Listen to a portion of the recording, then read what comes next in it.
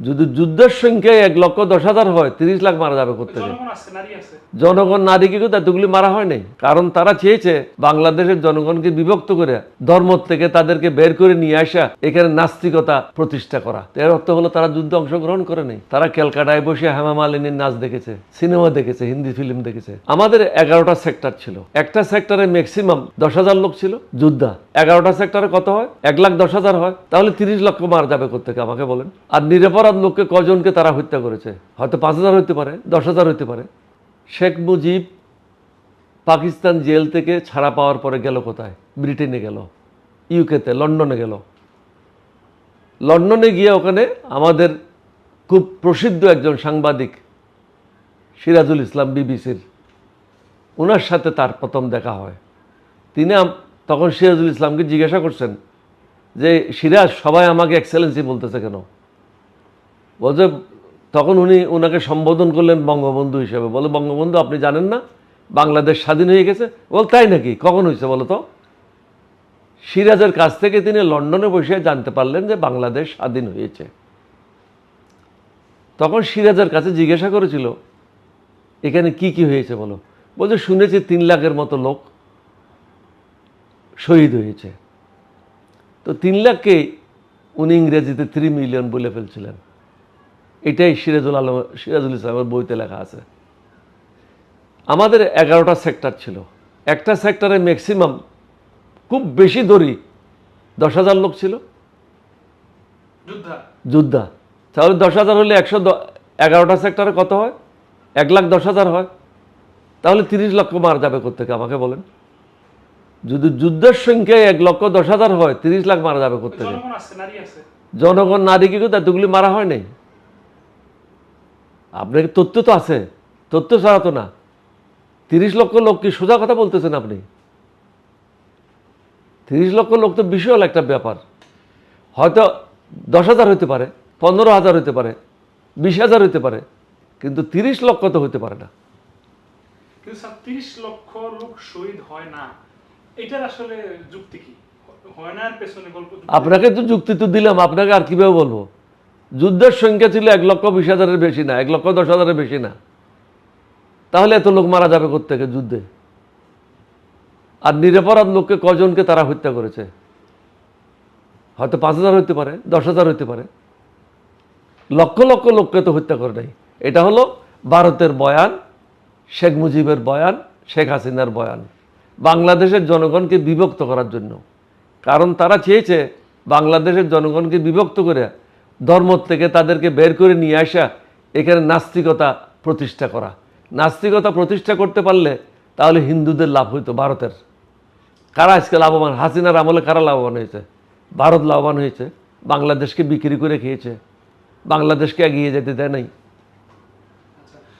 Sir, এই 54 বছর হলো বাংলাদেশ স্বাধীন, এর মধ্যে কোন রাষ্ট্রনায়ক বা কোন সংগঠন কি উদ্যোগ নেয় নাই যে আসলে সুনির্দিষ্ট 64 জেলার 56,000 বর্গ মাইলের যে যুদ্ধ অনুষ্ঠিত হয়েছে, কতজন লোক মারা গেছে, শহীদ হয়েছে, ক্ষতিগ্রস্ত হয়েছে, বা ভারত বা পাকিস্তান কত কি চুরি করে নিয়ে গেছে, এটা নিয়ে কি কোনো অনুসন্ধান হয়? অবশ্যই আছে, না থাকবে না কেন? সরকারের কাছে আছে।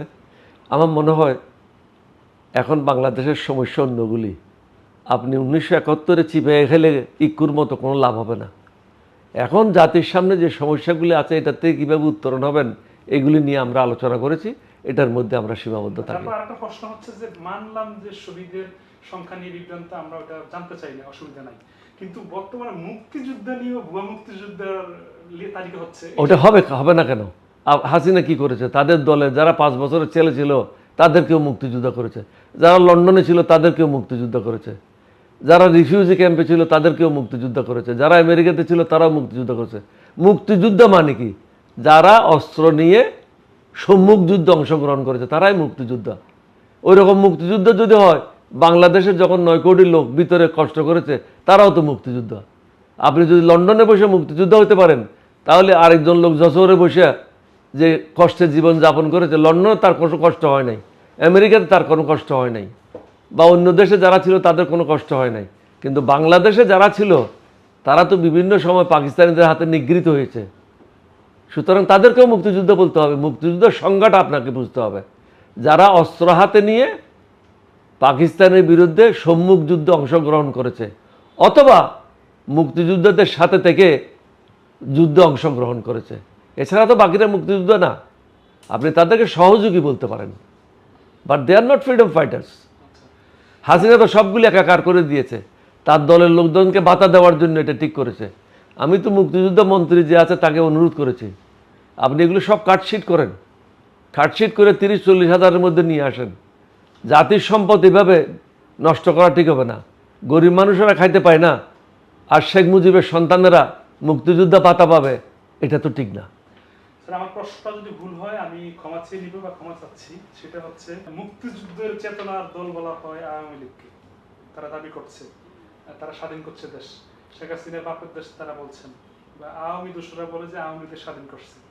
কিন্তু আমার প্রশ্নটা হচ্ছে যে এই আওয়ামী লীগের খেতাবপ্রাপ্ত মুক্তিযুদ্ধ নাই কেন? এটা তো উত্তর আপনি দিয়ে দিয়েছেন, আমি আবার উত্তর দেবো কেন? আপনি তো বললেন যে যদি যুদ্ধ করতো তাদের মধ্যে খেতাবপ্রাপ্ত থাকতো। জি। খেতাবপ্রাপ্ত কেউ নাই তো। তো এর অর্থ হলো তারা যুদ্ধে অংশগ্রহণ করে নেই। তারা ক্যালকাটায় বসে হেমা মালিনীর নাচ দেখেছে, সিনেমা দেখেছে, হিন্দি ফিল্ম দেখেছে, আমোদ ফুর্তি করেছে। তারা তো যুদ্ধে অংশগ্রহণ করে নেই। তারা তো রর প্ররোচনায় কীভাবে বাংলাদেশে ফিরে আসে রক্ষী বাহিনী করবে, মুজিব বাহিনী করবে, এই ষড়যন্ত্রে লিপ্ত ছিল। রাশিয়াকে তারা ফলো করছিল, কিভাবে ক্ষমতায় দীর্ঘায়িত হবে, কিভাবে ক্ষমতায় টিকে থাকবে, এই পরিকল্পনা তারা করছিল। এবং তারা এসে এটা বাস্তবায়নও করছে। মুজিব বাহিনী সৃষ্টি করেছিল, রক্ষী বাহিনী সৃষ্টি করেছিল। আর্মির কোনো প্রাধান্য ছিল না, রক্ষী বাহিনী ছিল 1 নম্বর বাহিনী, তাদেরকে সব সুযোগ সুবিধা দেওয়া হতো। আর্মির অনেক অফিসারকে, অনেক অন্যান্য পদবীর লোকদেরকে রাস্তাঘাটে রক্ষী বাহিনী অত্যাচার করেছে, পিটিয়েছে। অনেক ঘটনা এরকম আছে, যার কারণে শেখ মুজিবকে যখন হত্যা করা হয় বাংলাদেশ সেনাবাহিনী উল্লাস করেছে। উল্লাস করার পিছনে একটাই কারণ, শেখ মুজিব আমোদ ফুর্তি করেছে, ভারতের দালাল হিসেবে কাজ করেছে, বাংলাদেশের জনগণের পক্ষে কোনো কাজ করে নাই। কারণ তার তো প্রসব বেদনা ছিল না, আমাদের তো প্রসব বেদনা ছিল। 9 মাস আমরা যুদ্ধ করেছি, কষ্টটা কি জিনিস, অস্ত্রের মুখে যাওয়া, গুলির মুখে যাওয়া যে কী কষ্ট, এটা তো শেখ মুজিব বুঝে নাই। সে তো পাকিস্তানের আতিথেয়তা গ্রহণ করে ওখানে মুরগি আর ছাগলের মাংস খেয়েছে। আর হাসিনা তার যে প্রসব হয়েছে সেটা তো সেনানিবাসে হয়েছে। পাকিস্তান সেনাবাহিনীর সাহায্যে তার ছেলে, তাকে নিয়ে যাওয়া হয় সেনাবাহিনীর হসপিটালে, ওখানেই তো তার বড় ছেলে জয়ের জন্ম হয়। এবং পাকিস্তানের কাছ থেকে ভাতা পাইতো। আমি একাধিকবার আপনাকেও বলেছি, সবাইকে বলেছি। সুতরাং তারা পাকিস্তানকে গালি দেবে, তাদের মুখে এটা মানায় না। কারণ তাদের ভরণ পোষণ করেছিল পাকিস্তানিরা, তার ছেলে হয়েছে পাকিস্তানের সামরিক হসপিটালে। এটা হলো ভারতের বয়ান। তিনি ভারতের দালাল হিসাবে কাজ করেছেন। তাকে ভারতে প্রশিক্ষণপ্রাপ্ত করে বাংলাদেশে প্রেরণ করা হয়েছিল শহীদ রাষ্ট্রপতি জিয়াউর রহমানকে হত্যা করার জন্য। শহীদ রাষ্ট্রপতি জিয়াউর রহমান যেদিন শাহাদত বরণ করেন, হাসিনা ধরা পড়েছিল কোথায়? আখাউড়া বর্ডারে, সাজদা চৌধুরী সহ 2 জন পলায় যাচ্ছিল ভারতে। তুমি যদি এই হত্যাকাণ্ডের সাথে জড়িয়ে না থাকো তাহলে তুমি ভারতে পলায় যাচ্ছিলে কেন? সাজদা চৌধুরী সহ আখাউড়া বর্ডারে ধরা পড়ে এবং তাদেরকে ফিরিয়ে নিয়ে আসে। কিন্তু শহীদ রাষ্ট্রপতি জিয়াউর রহমান তাদের প্রতি অত্যন্ত শ্রদ্ধাশীল ছিল, শেখ মুজিবের প্রতি শ্রদ্ধাশীল ছিল, যার কারণে হাসিনার বিরুদ্ধে কোনো পরবর্তী পর্যায়ে কোনো ব্যবস্থা কেউ গ্রহণ করে নাই।